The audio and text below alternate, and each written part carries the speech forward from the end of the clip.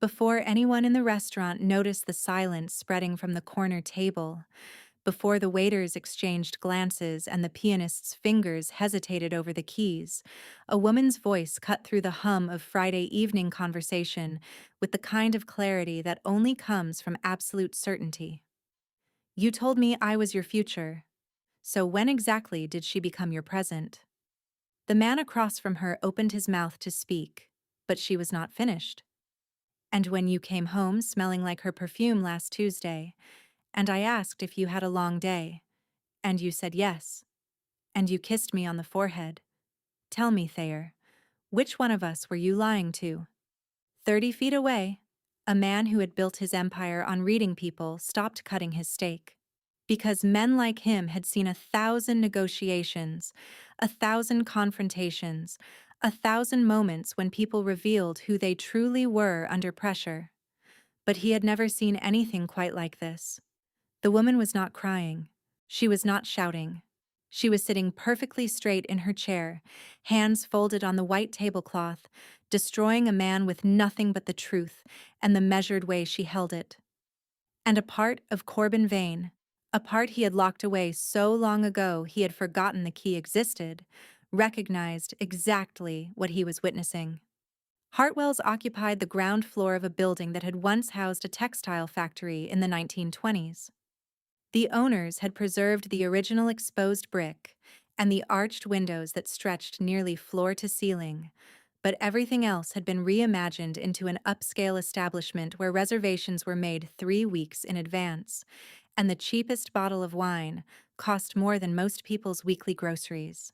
It sat on the corner of Bellamy and Ninth in a neighborhood called Crestwood that had gentrified so aggressively over the past decade that longtime residents could no longer afford to eat at the restaurants that had replaced their grocery stores. The Friday evening crowd was typical for the venue. Couples celebrating anniversaries, business dinners entering their third round of drinks, a table of women in their 40s laughing about something one of them had said, their jewelry catching the amber light from the chandeliers above. The atmosphere was designed to feel effortless, but every detail had been calculated. The music was soft jazz, present enough to fill silence, but muted enough not to interrupt conversation. The lighting was warm and low, forgiving to aging skin and conducive to intimacy. The servers moved between tables with practiced invisibility, refilling water glasses and clearing plates without ever seeming to intrude. It was the sort of place where people came to be seen being happy, where engagements were announced and promotions celebrated and families performed their functionality for an audience of strangers who were too polite to stare. It was not the sort of place where a woman publicly confronted her fiancé about his infidelity. And perhaps that was precisely why she had chosen it. Because Marin Ashby understood something about public spaces that most people never considered. In private, cruelty could hide. In private, a man could rewrite history, twist words, and turn the knife so slowly that you did not realize you were bleeding until you had already apologized for the blood. But in public, in a room full of witnesses, in a place where reputation mattered, there was nowhere for lies to run. The corner table where Marin and Thayer Langston sat had been his choice. His favorite spot, he had said, when they first started dating 3 years ago. Best view in the house. She wondered now how many other women had heard that same line. She wondered how many of them had believed it the way she had. Marin Ashby was 31 years old. She had dark auburn hair that she wore past her shoulders, and eyes the color of honey in certain light, though tonight they looked closer to amber, harder, like something that had been heated and was beginning to set. She was not beautiful in the way magazines defined beauty. Her nose was slightly too prominent. Her chin was a fraction too strong. But there was something in the way she carried herself, a stillness, a self-possession, that made people look twice and remember her long after they had forgotten the conventionally pretty women beside her. She worked as a restoration specialist at the Aldridge Museum downtown. 12-hour days spent in a climate-controlled room, repairing damage to paintings that were worth more than she would earn in a lifetime. It was meticulous work, invisible work, the type of labor that no one noticed unless it was done wrong. She had been engaged to Thayer Langston for 14 months.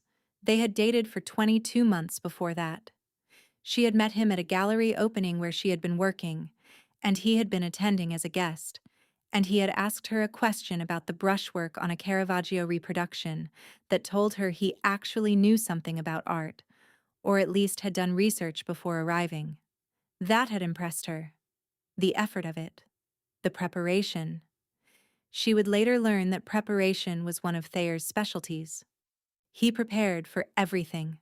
Conversations, negotiations, lies. He was a commercial real estate developer who had inherited his father's firm at 28 and had tripled its value by 34. He was handsome in the way that expensive grooming made men handsome. Good haircut, good skin, good dentist. He wore suits that cost $4,000 and watches that cost 10 times that. And he had a smile that made clients trust him and a handshake that made competitors nervous. Maren had loved him. That was the part that was hardest to hold in her mouth now, the truth of it. The way she had genuinely built her future around this man. She had turned down a fellowship in London because he said long distance would be too hard. She had skipped her college roommate's wedding in Lisbon because it fell on the same weekend as his mother's birthday dinner. She had shrunk her life, piece by piece, decision by decision, to fit inside the space he made available to her. And she had told herself this was compromise, this was partnership. This was what adults did when they were building something real. She had not seen it for what it actually was until 6 days ago, when she had found the messages on his phone. Not because she had been looking. She had never been the kind of woman who checked her partner's phone. She had found them because his phone had buzzed on the bathroom counter while he was in the shower, and the preview had shown enough. Enough to make her pick it up. Enough to make her scroll. Enough to make her read 4 months of conversations with a woman named Sloane, who worked at his firm and who had apparently been working on more than real estate deals. The messages were explicit. The messages were romantic. The messages referenced hotel rooms and lunch breaks and one specific evening 3 weeks ago when Maren had been visiting her mother in Savannah, and Thayer had said he was too swamped with work to come along. She had read them all. Every single one. She had read them sitting on the tile floor of the bathroom while the shower ran and the steam gathered and her entire understanding of her own life collapsed without a sound. And then, she had put the phone back exactly where she had found it. She had stood up. She had looked at herself in the foggy mirror. And she had made a decision. She would not confront him in private. She would not give him the home field advantage of their apartment, where he could pace and deflect and exhaust her into forgiveness. She would wait. She would plan. She would choose the moment and the place and the terms. Because if there was one thing Maren Ashby had learned in 12 years of restoring damaged masterpieces, it was this: you cannot fix what you refuse to fully see. And she was done refusing to see. The confrontation had drawn the attention of nearly every table within earshot, though most pretended otherwise. Eyes darted and then looked away. Conversations paused mid-sentence and then resumed with forced casualness. A waiter who had been approaching with a bread basket reversed course, but one person was not pretending. A young woman at a table near the window, dining alone with a book propped against a water glass, had abandoned all pretense of reading and was watching Maren with an expression that contained something more than curiosity. It contained recognition. Her name was Odette Brennan. She was 23 years old, and she worked as Maren's junior assistant at the Aldridge Museum. She had been hired 8 months ago, fresh from a graduate program in art conservation, and she had spent those 8 months watching Maren Ashby the way young professionals watch the people they hope to become. She had watched Maren's hands steady a brush over a 500-year-old canvas with surgical precision. She had watched Maren advocate for proper funding in meetings with board members who did not want to hear it. She had watched Marin stay 3 hours late on a Wednesday to fix a mistake that no one else would have noticed, because she could not leave something unfinished. But Odette had also watched other things. She had watched Marin check her phone during lunch breaks with an expression that shifted from hope to something flatter, something resigned. She had watched Marin cancel plans to attend an opening in Chicago because Thayer needed her at a client dinner.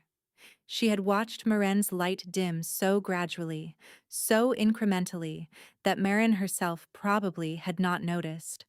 But Odette had noticed. She had noticed because she had watched her own mother do the same thing for 18 years, the slow erasure, the accommodation that never ended. The way a woman could fold herself smaller and smaller to fit inside a space that was never designed to hold her full size. And she had promised herself she would never become that. She had promised herself she would recognize it if it ever started happening to her. But watching Marin, watching someone she admired so deeply, she had begun to wonder if recognition was enough. If you could see the trap and still walk into it. If love could make you blind even when your eyes were wide open. Tonight, by pure coincidence, Odette had come to Hartwell's to celebrate finishing a research paper she had been working on for months. A small indulgence. A solo dinner at an expensive restaurant because she had earned it. She had not expected to see Marin here. She had certainly not expected to see this. And now she sat frozen, her book forgotten, watching the woman she wanted to become do the thing Odette's mother had never done. Speak. Refuse. Stand. She did not know what had led to this moment. She did not know about the messages or the lies or the 14 months of plans that were now scattering like ash. But she knew what she was seeing. She was seeing a woman choose herself, and a weight inside Odette, a weight that had been pressing down for years, finally lifted. 3 tables away, a man in his late 50s leaned toward his wife and whispered something. The wife shook her head. They were the Callowells, old money from the Crestwood founding families, and they had known Thayer's parents for decades. They had attended Thayer and Marin's engagement party. They had sent a crystal vase that probably cost more than Marin's monthly rent. And now Mrs. Callowell was watching Marin with a look that was not sympathetic, but calculating. Already composing the story she would tell at tomorrow's brunch. Already editing Marin into the villain, the unstable woman who made a scene. The embarrassment that poor Thayer would have to recover from. Marin saw that look. She recognized it for exactly what it was, and she did not care. That was the thing about reaching the bottom of something. Once you got there, once you felt the solid ground of the worst thing that could happen, you realized that the opinions of strangers had no weight at all. They were feathers. They were air. The only thing that mattered was the woman she would see in the mirror tomorrow morning. And that woman was not going to flinch. Thayer was still sitting across from her, his face cycling through expressions like a man flipping through a deck of cards, looking for the one that might work. He had tried confusion first, then concern, then a flicker of anger that he had quickly suppressed when he remembered where they were. Now he was settling on something that resembled wounded dignity, as though he were the one who had been wronged. "Marin," he said, keeping his voice low and controlled, "I do not know what you think you found, but this is not the place to discuss it." She almost laughed. Almost. That was so perfectly Thayer. Not a denial, not an apology, just an attempt to relocate the conversation to terrain where he had more control. "I think this is exactly the place," she said. "You love this restaurant. You love being seen here. You love the way the staff knows your name, and the way the other patrons notice your watch and your suit and your confidence. So let them see this too. Let them see what you actually are." His jaw tightened. "What I actually am is a man who has given you everything for 3 years. The apartment, the trips, the life. And this is how you repay me? By ambushing me in public over some misunderstanding? Marin tilted her head slightly. 4 months of messages is not a misunderstanding, Thayer. Hotel rooms are not a misunderstanding.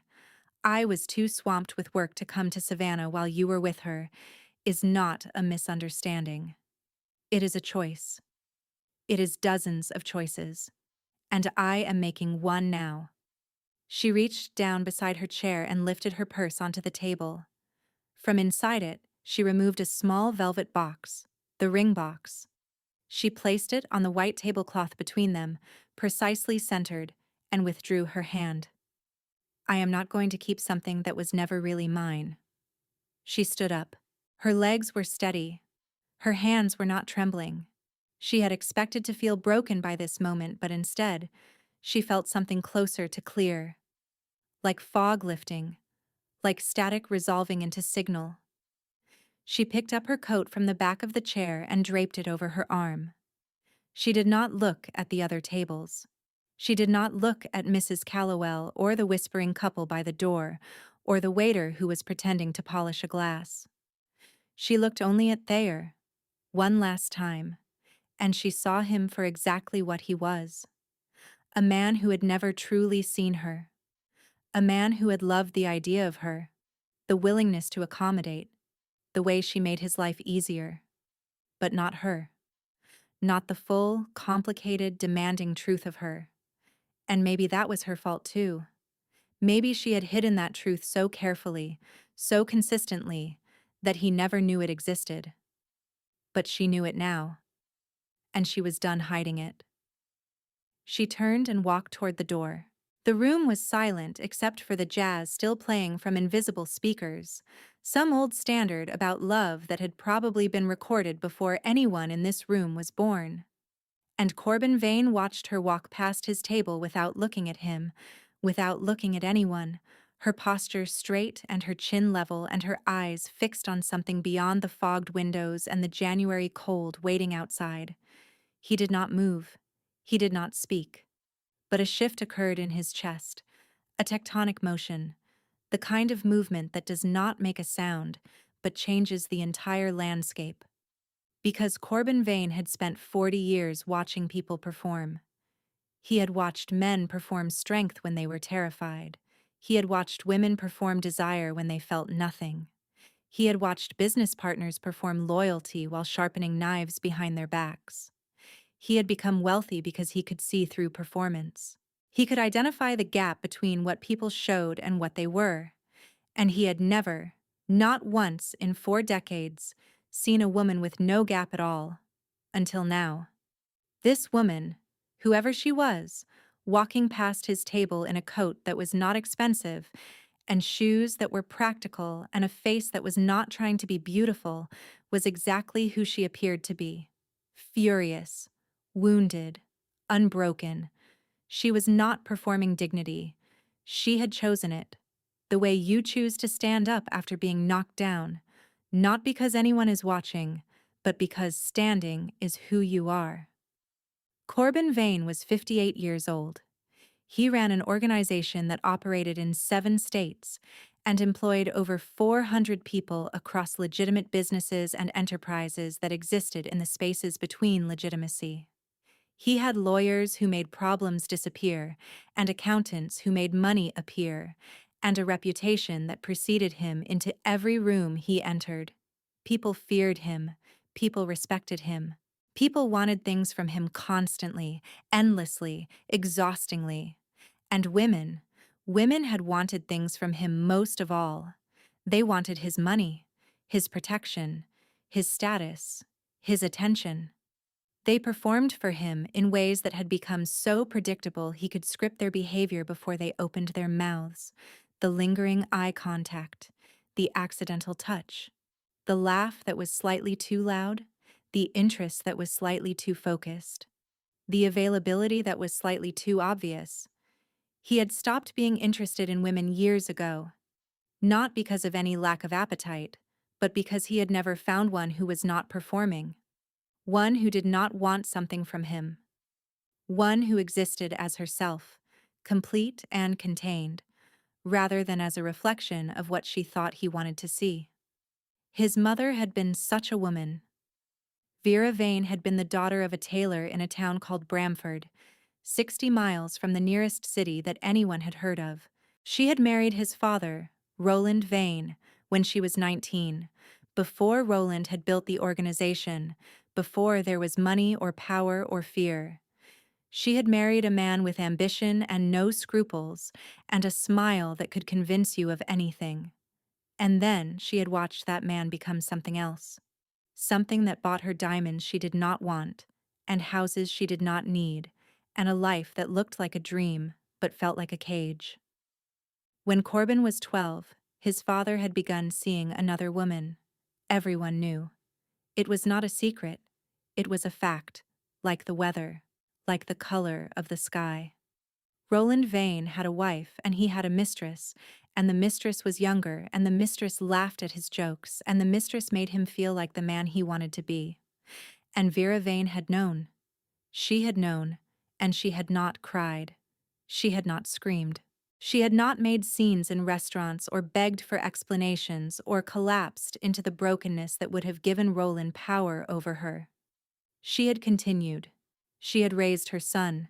She had managed the household. She had attended the dinners and the parties and smiled at the people who whispered about her behind their hands. And every night, after Corbin was supposed to be asleep, she had sat alone in the kitchen with a single glass of wine and stared at the wall. He had watched her through a crack in his bedroom door. He had watched his mother hold herself together with nothing but willpower and pride, while the world tried to convince her she should fall apart. He had watched her refuse to give his father the satisfaction of her suffering. And he had learned something that had shaped every year of his life since. He had learned that the rarest thing in the world is someone who will not break. Not because they cannot feel the pressure, not because they do not hurt, but because they have decided, somewhere deep in the architecture of who they are, that breaking is not an option. His mother had died when Corbin was 34. Cancer. The kind that moved fast and did not negotiate.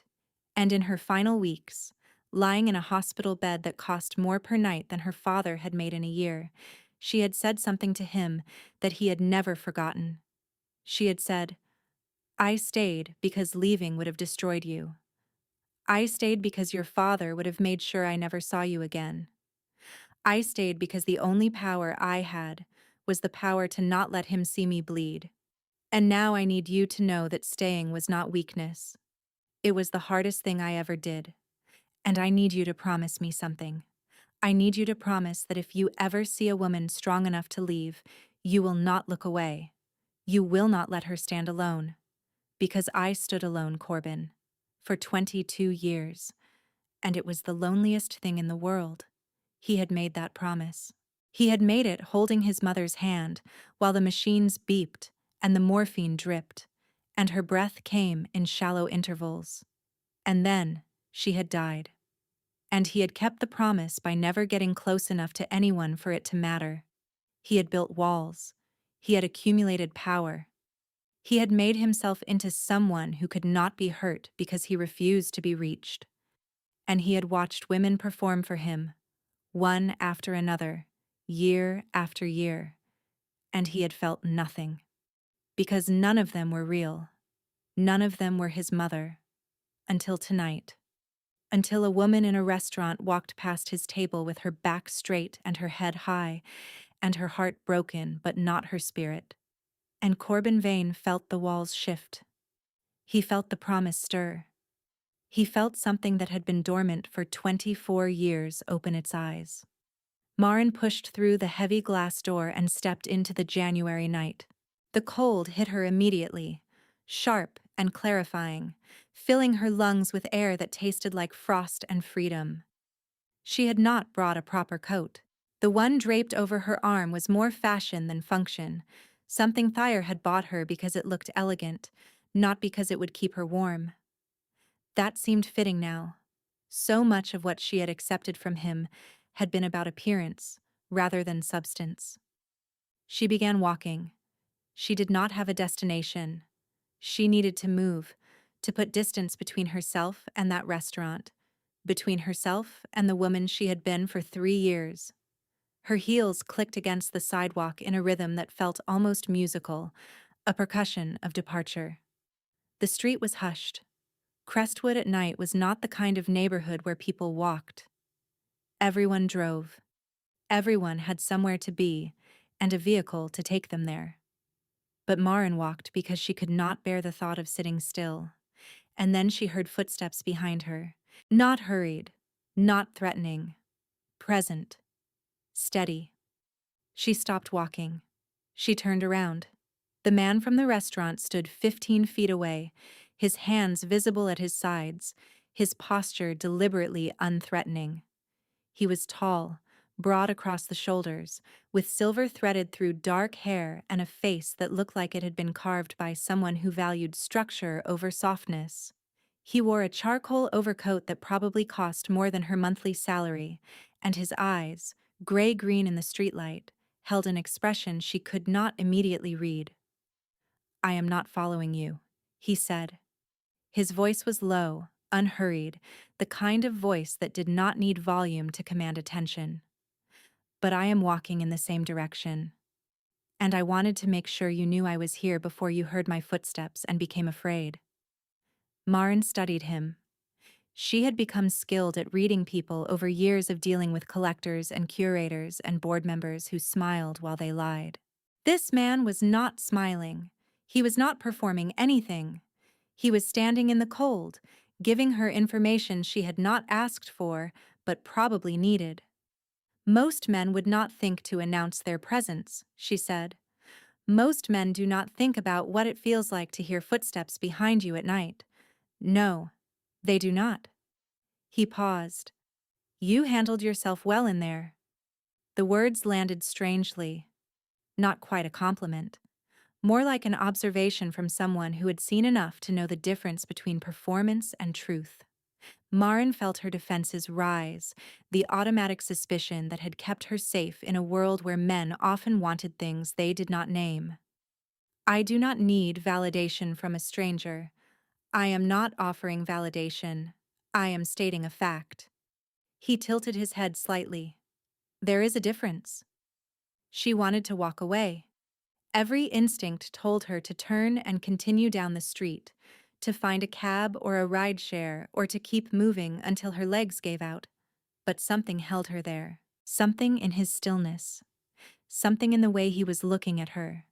Not with desire, not with pity, but with a recognition that felt older than this moment. "Who you are?" she asked. "My name is Corbin Vane. That means nothing to me." "Good." He almost smiled. Almost. "It should not mean anything to you. I am a man who was eating dinner alone and who happened to witness something that reminded me of someone I lost a long time ago."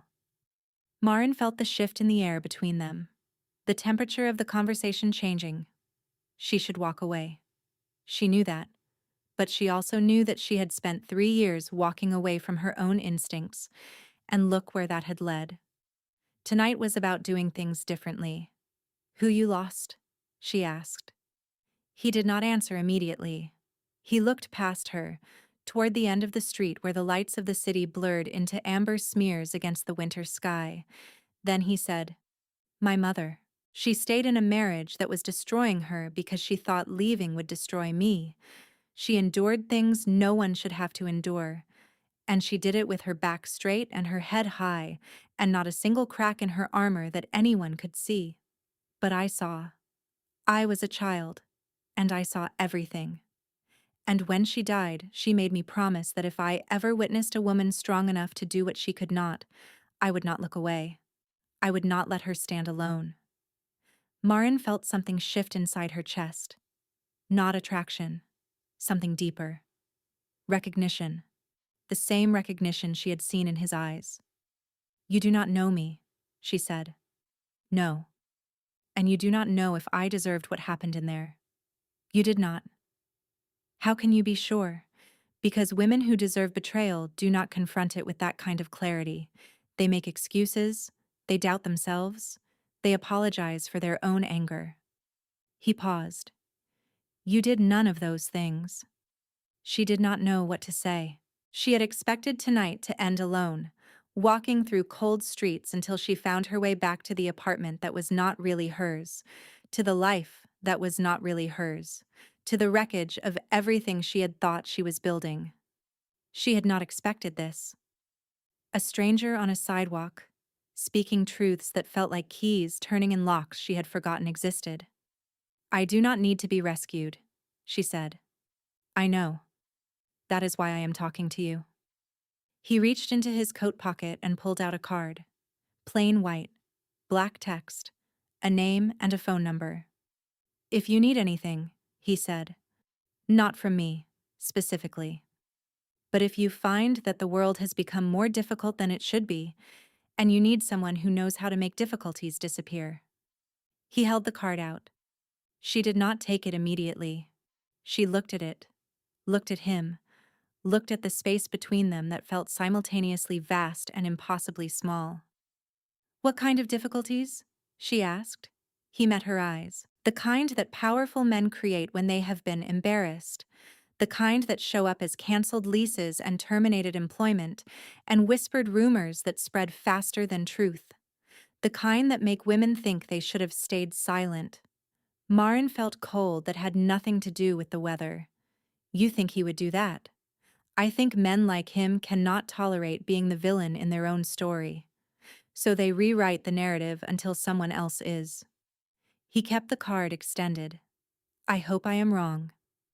But if I am not, you should not have to face it alone." She took the card. She did not know why. She did not believe in strangers appearing at convenient moments with solutions to problems that had not yet materialized. But something in his voice, something in the steadiness of his gaze, told her that this man did not deal in convenience. He dealt in preparation, in foresight, in the sort of calculated kindness that only people who understood cruelty could offer. "Thank you," she said. The words felt strange in her mouth. Gratitude for something she did not yet need. "Do not thank me yet," he said. "Thank me if the card becomes necessary. And if it does not, throw it away and forget we ever spoke." He turned and began walking back toward the restaurant. Marin watched him go. His silhouette against the amber streetlight, the measured pace of his steps, the way he did not look back. And she stood there on the sidewalk, holding a card that weighed almost nothing, wondering why it felt so heavy in her hand. 3 days later, the first blow landed. Marin arrived at the Aldridge Museum on Monday morning to find a security guard waiting at the staff entrance. His name was Daryl, and he had worked at the museum for 11 years, and he had always greeted Marin with a warm smile and a comment about the weather. Today, his face was blank, professional. The expression of someone who had been given instructions he did not agree with but would follow anyway. "Ms. Ashby," he said, "I have been asked to escort you to Director Pemberton's office." Marin felt the ground shift beneath her feet. Asked by whom? He did not answer. He gestured toward the elevator and waited for her to walk. The walk to Pemberton's office felt longer than it should have. The hallways she had traveled 1,000 times now seemed foreign, hostile, lined with faces that would not meet her eyes. She passed Odette in the conservation wing, and Odette's expression told her everything. Worry, fear, the look of someone who knew something terrible and could not say it aloud. Director Pemberton was a man in his 60s with white hair and wire-rimmed glasses, and the permanently exhausted demeanor of someone who had spent 40 years navigating institutional politics. He sat behind his desk with his hands folded, and he did not stand when Marin entered. "Please sit," he said. She sat. "Marin, there is no easy way to say this." She waited. It had occurred to her in the elevator that Thayer knew people. His firm had donated to the museum's capital campaign. His mother sat on the board of 3 arts organizations in the city. He moved in circles that overlapped with the museum's funding sources in ways she had never fully mapped, but she had not expected it to move this fast. "We have received concerns," Pemberton said.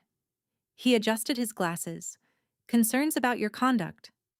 My conduct. Yes. Specifically, concerns about your emotional stability and your judgment. From whom? Pemberton hesitated. That is not something I am able to disclose. She felt the anger rising, but she kept it contained. She had learned in that restaurant that anger was most powerful when it was controlled. So someone has made anonymous accusations about my emotional stability, and you are acting on them without telling me who or what specifically has been alleged. These are not accusations, Pemberton said. They are concerns from significant stakeholders, and given the public nature of certain recent events. He trailed off, but she understood. The restaurant. Thayer had already told people, already framed the narrative, already painted her as the unstable woman who had made a scene, who had humiliated a respected businessman, who clearly could not be trusted with valuable artifacts and high-pressure responsibilities. I have worked here for 7 years, Marin said. I have never missed a deadline. I have never damaged a piece. I have letters of commendation from 3 different directors.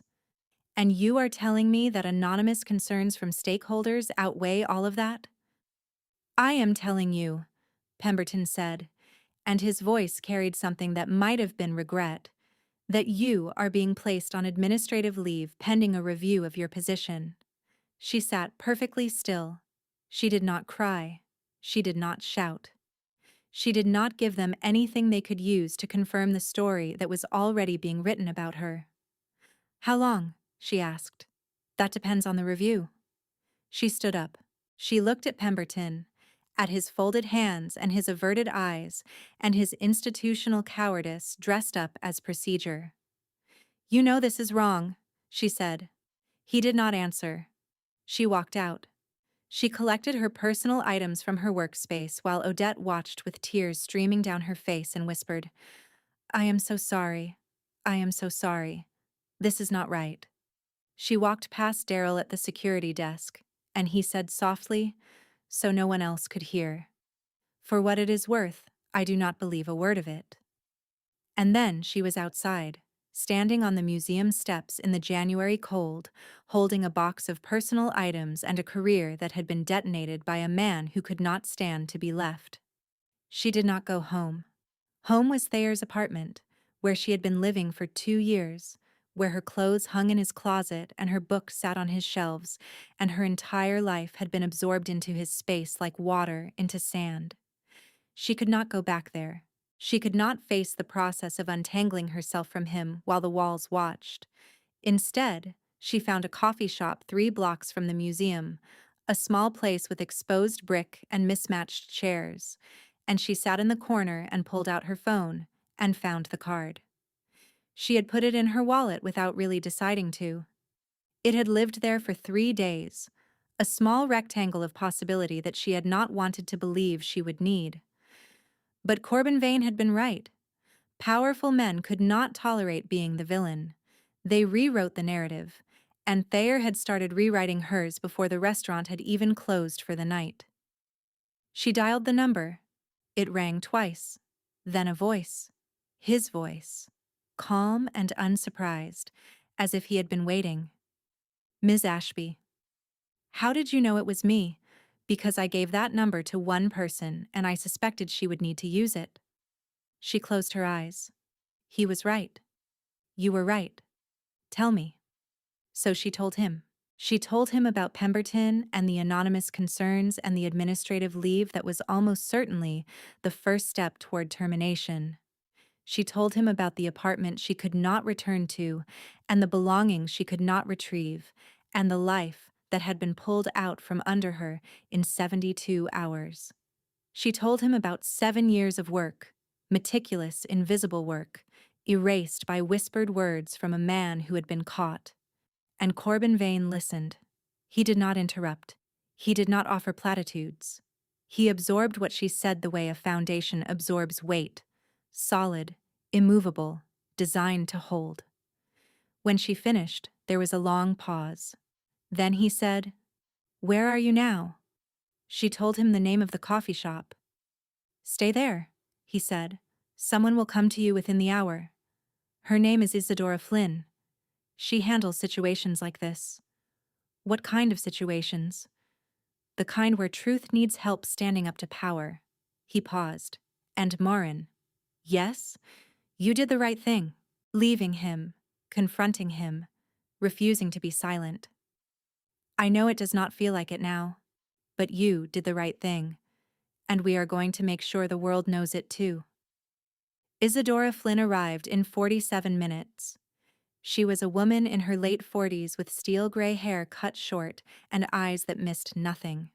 She wore a tailored black suit and carried a leather briefcase that looked like it had seen the inside of 100 courtrooms. She sat down across from Marin without ceremony and said, "Tell me everything. Start from the beginning, not the last 3 days, the whole story." So Marin told her. She told her about meeting Thayer at the gallery opening, about the way he had pursued her, systematically, charmingly, making her feel chosen, about the apartment she had moved into too quickly, about the fellowship in London she had declined, about the wedding in Lisbon she had skipped, about the slow, imperceptible way her world had contracted until it fit entirely inside his.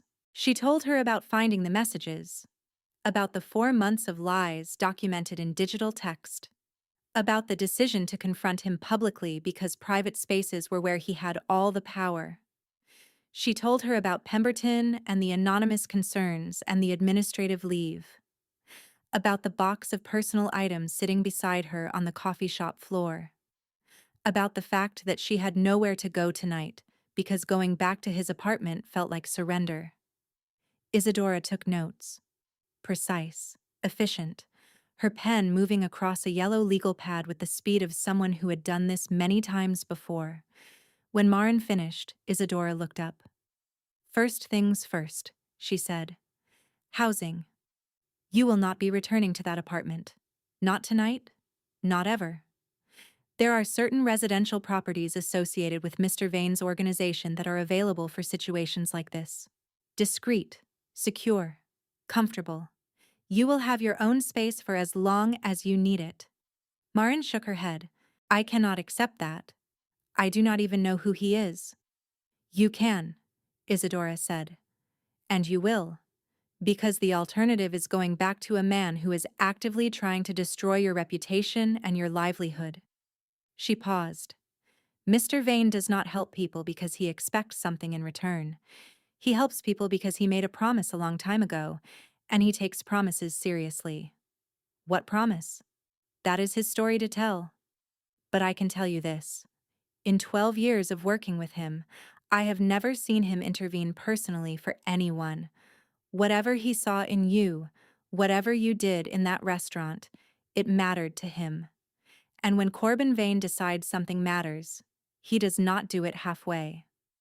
By evening, Marin was standing in a small apartment on the 4th floor of a building called the Renfield. It was in a neighborhood called Harwick, on the opposite side of the city from Crestwood, in a building that had no doorman but had a security system that required 3 separate codes to enter. The apartment itself was modest but beautiful. Hardwood floors, high ceilings, tall windows that looked out onto a courtyard with a stone fountain that was not running in the January cold. There was a bed with clean white sheets, a small kitchen with a refrigerator that had been stocked with basics, a bathroom with towels that smelled like lavender. There was a lock on the door, a deadbolt, and a chain. Marin stood in the center of the living room and turned in a slow circle, looking at everything. She had not owned her own space in 2 years. She had not chosen her own furniture or hung her own curtains or decided where the couch should go. She had lived inside Thayer's aesthetic, Thayer's preferences, Thayer's version of what a life should look like. This apartment was not hers either, not really, but it was not his. And right now, that felt like everything. She sat on the edge of the bed. She put her face in her hands, and for the first time since the restaurant, she cried. Not the controlled tears she had been holding back. Real tears, the kind that come from somewhere deep, somewhere that has been pressed down for so long it forgot it existed. She cried for 3 years of smallness, for the fellowship she had declined, and the wedding she had missed, and the version of herself she had set aside, because she thought love meant accommodation. She cried for the career that was now in jeopardy, and the reputation that was being shredded by whispers, and the profound injustice of being punished for refusing to be silent. And when she was done, when her body had nothing left to give, she stood up. She walked to the window. She looked out at the courtyard below, at the frozen fountain and the bare trees, and the winter sky turning purple with dusk. And she made a decision. She would not disappear. She would not become the cautionary tale that Thayer was trying to write. She would fight. Not with his weapons, not with money and connections and whispered campaigns, but with truth, with documentation, with the stubborn, meticulous persistence that had made her one of the best restoration specialists in the state. She would restore her own life the same way she restored damaged masterpieces, carefully, precisely, layer by layer, until the damage was invisible and only the beauty remained. Over the following 2 weeks, Isadora Flynn built a case. She subpoenaed Thayer's phone records. She obtained copies of the messages between Thayer and Sloane, properly documented and time-stamped. She interviewed the staff at 3 hotels where Thayer had registered under his own name on dates that corresponded with nights he had told Marin he was working late. She contacted Pemberton and informed him that any adverse employment action taken against Marin Ashby would be met with a wrongful termination lawsuit, citing retaliation and defamation. She did not threaten. Isadora Flynn did not need to threaten. She presented facts with the calm certainty of a woman who had spent 3 decades winning cases that powerful men had assumed they would never lose. The museum's board held an emergency meeting. Pemberton was asked to explain the anonymous concerns and who had raised them.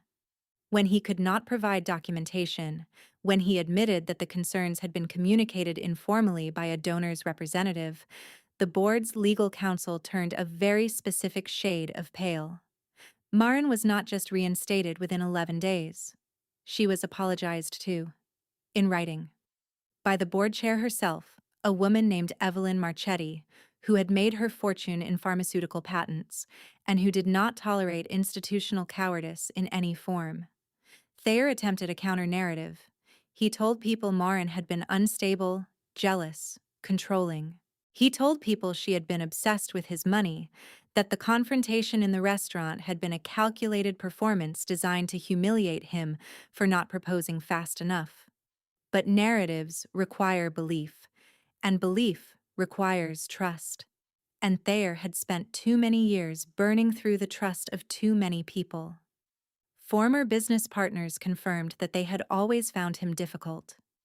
An ex-girlfriend from 7 years ago reached out to Marin through a mutual friend to say, "I believe you." He did the same thing to me. I did not have the courage to say it out loud. And slowly, incrementally, the story began to shift.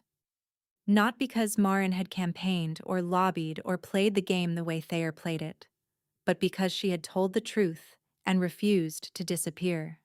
And sometimes, when the truth is clear enough and the person telling it is steady enough, that is all it takes.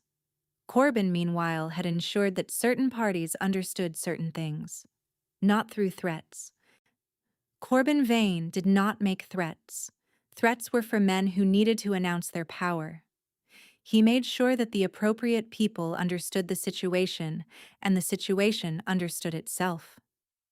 A business associate of Thayer's received a phone call suggesting that certain real estate deals might face unexpected complications.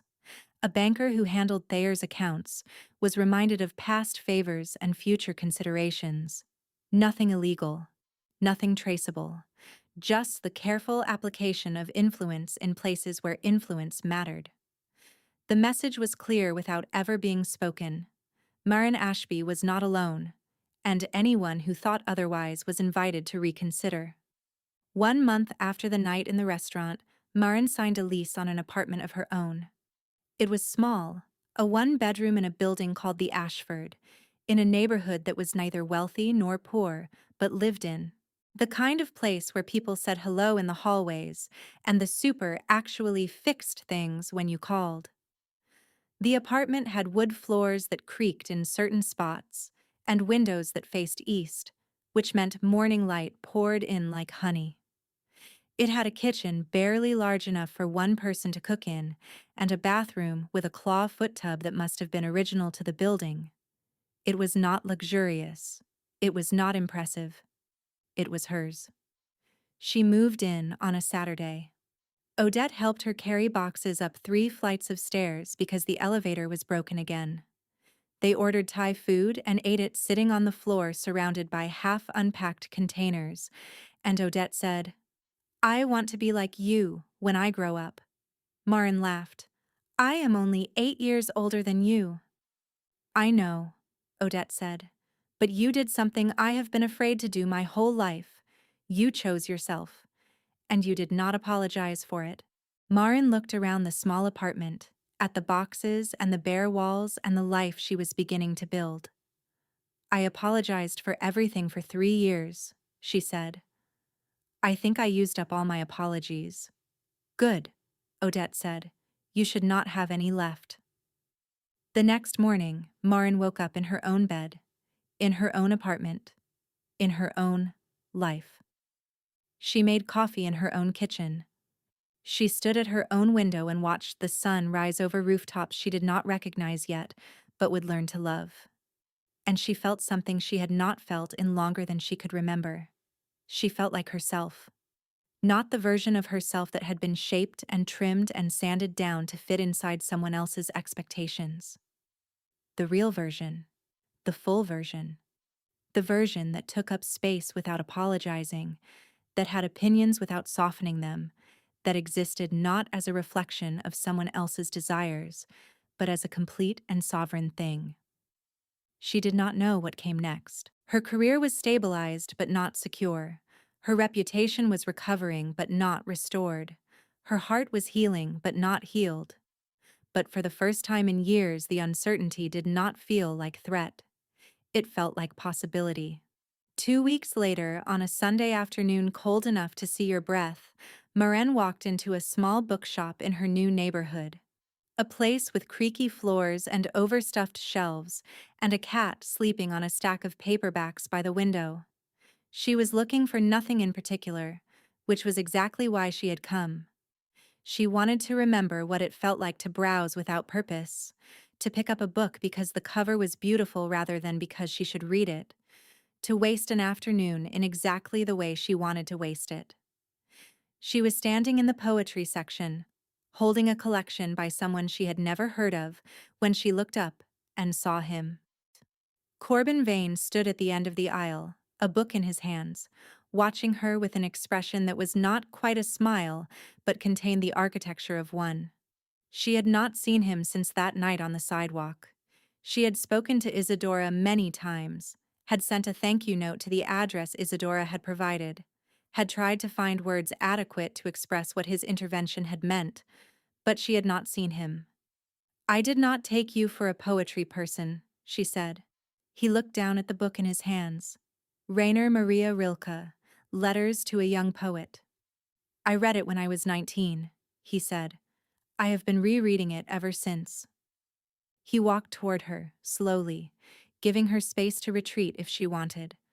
But she did not want. "How you are settling in?" he asked. The real question beneath the question. She heard it. "Good," she said. "The apartment is good. The job is good. I am good." She paused. "Because of you. Not because of me. Because of you."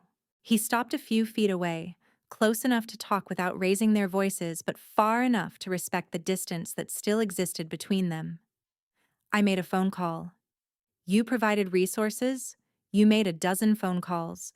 You deployed an army. You rebuilt my life when I did not even know it was collapsing." "I provided resources," he said. "You did the rebuilding. There is a difference."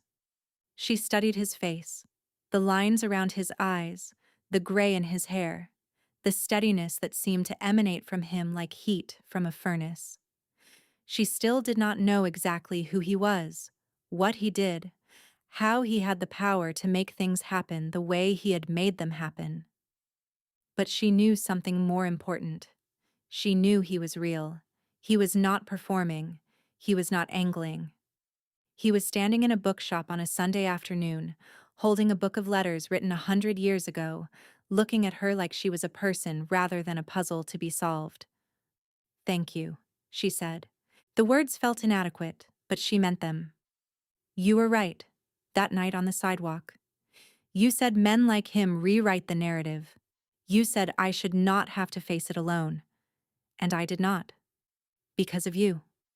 He was still for a moment. Then he said, "Can I tell you something?" "Yes. When I saw you in that restaurant, when I watched you walk past my table with your head high and your heart broken but not your spirit, I thought of my mother.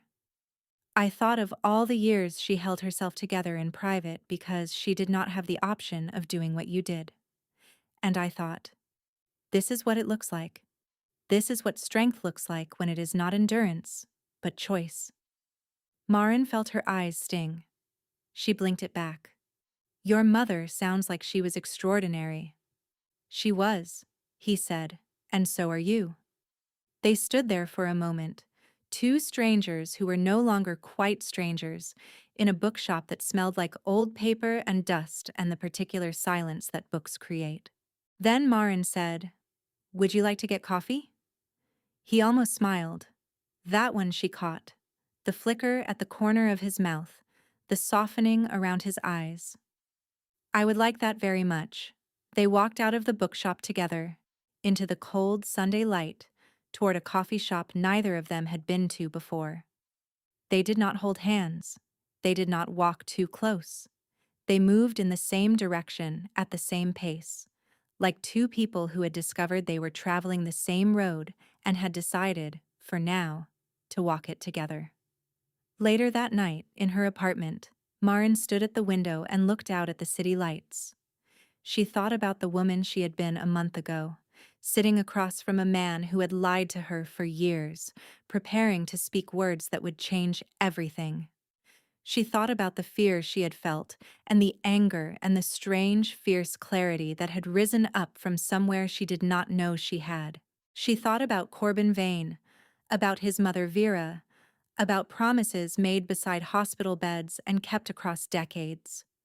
She thought about Odette watching her in the restaurant, learning something about what was possible, about Isadora Flynn and her yellow legal pad and her devastating competence, about all the people who had stood with her when standing alone would have been so easy. She was not the same woman she had been. She never would be again. But that was not loss. That was growth.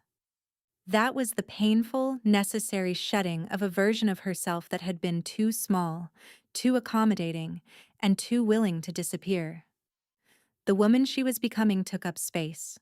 The woman she was becoming did not apologize for her own existence. The woman she was becoming chose herself, every day, not as an act of selfishness, but as an act of survival. And somewhere across the city, in an office that overlooked the river, Corbin Vane sat alone with a glass of scotch and thought about a woman in a restaurant who had done what his mother never could. He thought about the promise he had made 24 years ago, holding his mother's hand while she died. He thought about all the years he had kept that promise by keeping his distance, by never getting close enough for it to matter. But it mattered now. She mattered. Not because she needed him, she did not need him. She had proven that. She had rebuilt herself with her own hands, her own will, her own stubborn refusal to become the story someone else was trying to write about her. But she had let him help. She had taken the card. She had made the call. She had allowed him to stand beside her when standing alone would have been easier. And that, Corbin Vane understood, was the rarest thing of all. Not strength, not independence, but the courage to accept help when you did not have to. The wisdom to know that standing alone is not the same as being alone. He raised his glass to the window, to the city lights, to a woman he barely knew but recognized completely. And for the first time in 24 years, the promise did not feel like weight. It felt like grace. Across the city, Marin turned from her window and walked to her bed. She lay down on sheets she had chosen herself, in a room she was making her own, in a life that was finally, beautifully hers. And she slept, not sitting up, not watching the door, not listening for footsteps. She slept the way people sleep when they are safe, deeply, peacefully, home.